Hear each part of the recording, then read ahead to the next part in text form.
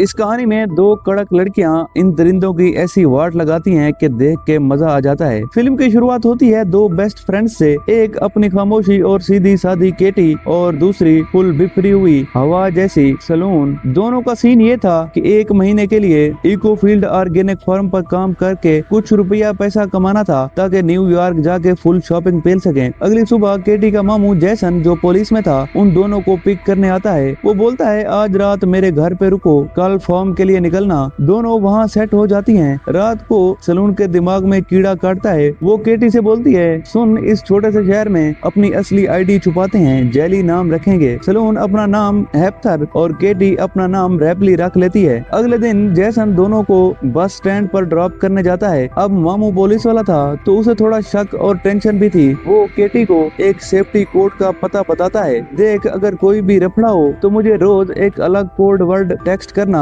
आज का कोड है एप्पल। बस आने में थोड़ा टाइम था तो दोनों लड़कियां पास के एक कैफे में बैठ के टाइम पास करने लगती हैं। वहाँ उन पे दो लोकल लोंडो की नजर पड़ती है। वो उनकी टेबल पर आके बैठ जाते हैं। लड़कियां अपने वही फर्जी नाम बताती हैं। पता चलता है कि दोनों भाई हैं, जेट और लोकास। दोनों भाई बोलते हैं अरे मैडम बस का वेट क्यों कर रही हो, चलो हम तुम दोनों को फार्म पर ड्रॉप कर देते हैं। लड़कियां उनकी बातों में आके गाड़ी में बैठ जाती हैं, पर आगे जाके ड्राइवर जेड गाड़ी फार्म से आगे निकाल लेता है। लड़कियां बोलती हैं अबे गाड़ी कहाँ ले जा रहा है, पर वो दोनों उन्हें अपने घर ले जाते हैं जहाँ उनकी शातिर माँ उनके ड्रिंक में नशा मिला देती है। केटी को जैसे ही लफड़े का समझ आता है वो चुपके से अपने मामू को वही सेफ्टी कोड एप्पल टेक्स्ट तो कर देती है, पर इससे पहले कि वो कुछ कर पाती दवा अपना काम कर जाती है और दोनों बेहोश हो जाती हैं। अगले दिन जब दोनों की आंख खुलती है तो वो जंगल के बीचों बीच जंजीरों से बंधी हुई थी। जेड उनके सामने आके हंसते हुए बोलता है वेलकम, अब यही तुम्हारा नया घर है। फिर उनका बॉस बोरिस वहाँ एंट्री मारता है। वो केटी का फोन छीन कर चेक करता है। बोरिस स्मार्ट था, वो फौरन ताड़ जाता है कि इन लड़कियों ने नाम भी झूठे बताए थे और ये कोड वर्ड वाला चक्कर भी लफड़ा है। वो जबरदस्ती उनसे उगलवा लेता है कि एप्पल ही उनका सेफ्टी कोड है। सच सामने आने के बाद बोरस उन्हें नहाने का बोलता है। इतने में इस कस्बे का करप्ट और थर्ड क्लास शेरिफ अपनी गन ताने वहाँ आ धमकता है। वो शेरिफ दरअसल इंसानों की सप्लाई में मिला हुआ था। वो वहाँ लड़कियों का फायदा उठाने आया था। वो घिनौना काम करके निकलता है तो सलून डरी हुई केटी को संभालने लगती है। दूसरी तरफ मामू जैसन के दिमाग की बत्ती जलती है। उसे केटी का नया मैसेज मिलता है जिसमें फिर से वही पुराना कोड एप्पल लिखा था। जैसन सोचता है अबे रोज कोड बदलना था, ये दोबारा एप्पल क्यों भेजा। वो फौरन उस फार्म में फोन घुमाता है जहाँ लड़कियों ने काम करना था, पर वहाँ से जवाब मिलता है कि यहाँ तो कोई लड़कियाँ आई ही नहीं है। जैसन को समझ आ जाता है कि भांजी किसी बड़े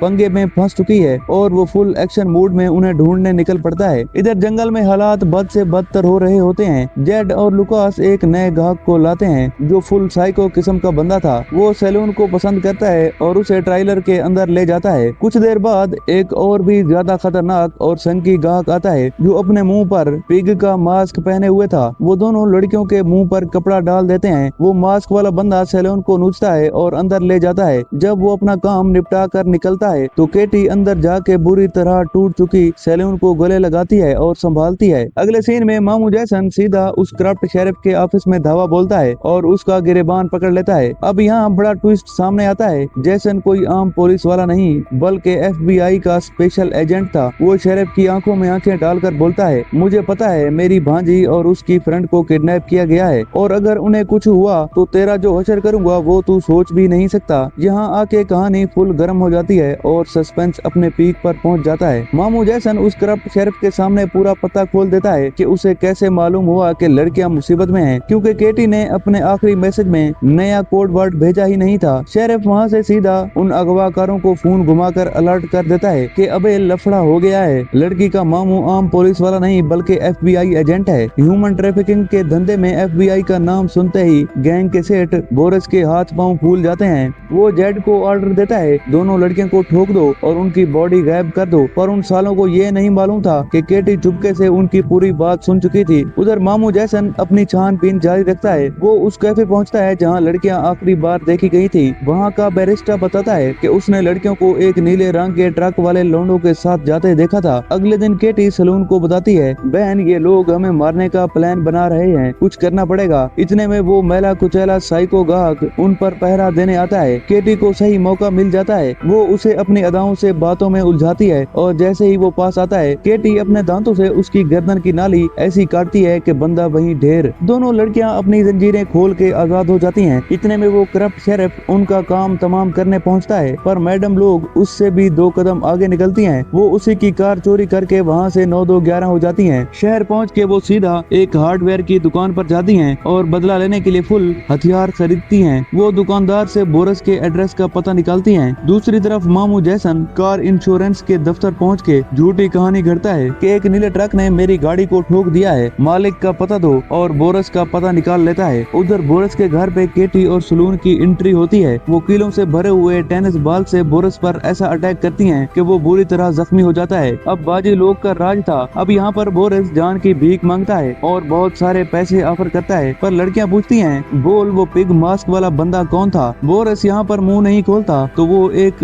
देसी भाले से उसका काम तमाम कर देती हैं। इतने में मामू जैसन वहाँ पहुँचता है, पर लड़कियां वहाँ पर बोरस को तड़पता हुआ छोड़कर गाड़ी भगाकर वहाँ से निकल चुकी होती हैं। जैसन बोरस को अस्पताल ले जाता है, पर बोरस रास्ते में ही निकल लेता है। जब शेरिफ को पता चलता है कि बोरस मर गया तो उसे समझ आ जाता है कि उसकी पोल खुल चुकी है। वो मामू जैसन पर गान तान लेता है। दूसरी तरफ केटी और सलोन एक चर्च के बाहर पहुंचती हैं, जहां बड़ा इंकशाफ होता है कि वो पिग मास्क वाला साइको और कोई नहीं बल्कि उसी चर्च का पादरी था। सलोन चर्च के अंदर जाके उस दरिंदे को घेरती है और केटी की मदद से उसे दबोच लेती है। दोनों लड़कियां जब गाड़ी से बाहर निकलती हैं तो दिखता है कि उन्होंने उस पादरी को ट्रक के पीछे जंजीरों से बांधा हुआ था। वो उस पर पेट्रोल छिड़कती हैं और फुल बॉलीवुड स्टाइल में आग लगा के उसे जिंदा जला देती हैं। इधर मामू जैसन को उस करप्ट शेरिफ ने किडनैप कर लिया था और 2 और नवेली लड़कियों को भी कैद कर रखा था, पर सही टाइम पे हमारी हीरोइंस की एंट्री होती है। वो शेरिफ को बांध के उसके साथ गन से डराने वाला गेम खेलती हैं और आखिर में केटी उसके सर पर जोरदार वार करके उसकी भी बैंड बजा देती है। वो कैद लड़कियों को छुड़ाती हैं और बोलती हैं उस मामू को आजाद कर दो। जैसन जब पूछता है कि शेरिफ को किसने ठोका तो वो लड़कियां केटी और सलून के एहसान तले खामोश रहती हैं। अब बारी थी असल विलन्स की। केटी और सलून जेड और लुकास की मां के घर घुसती हैं। उसे भी वैसा ही नशा देती हैं जैसा उसने उन्हें दिया था। फिर उसे बांध के बेसमेंट में ले जाती हैं जहां जेड पहले से बंधा हुआ था। केटी और सलून उसकी मां के सामने बेसबॉल बैट से जेड का सर फाड़ देती हैं। इसके बाद वो उस दूसरे कमरे में लुकास के पास ले जाती हैं। वो लुकास को मजबूर करती हैं कि अपनी मां को बैट से मारो। लुकास जब हिचकिचाता है तो वो उसे गोली मार के खुदकशी का ड्रामा सेट कर देती हैं ताकि सारे कत्ल उसी के सर मुड़ जाएं। अब डरी हुई मां पैसे का लालच देती है, पर केटी फुल बदला लेने के मूड में होती है और वो वहीं पर ग्राफ माउंटिंग चलाकर उसका भी काम तमाम कर देती है। कुछ टाइम बाद माहौल बिल्कुल शांत हो जाता है। मामू जैसन केटी के घर पहुंचता है और केटी और सलून को पिक करता है और दोनों एकदम सेट खुश और पुरजोश होके एयरपोर्ट की तरफ निकलती हैं ताकि न्यूयॉर्क जाके अपनी लाइफ और शॉपिंग एंजॉय कर सकें। और यूं इन 2 कड़क लड़कियों के बदले की ये तूफानी कहानी यहीं पर खत्म हो जाती है।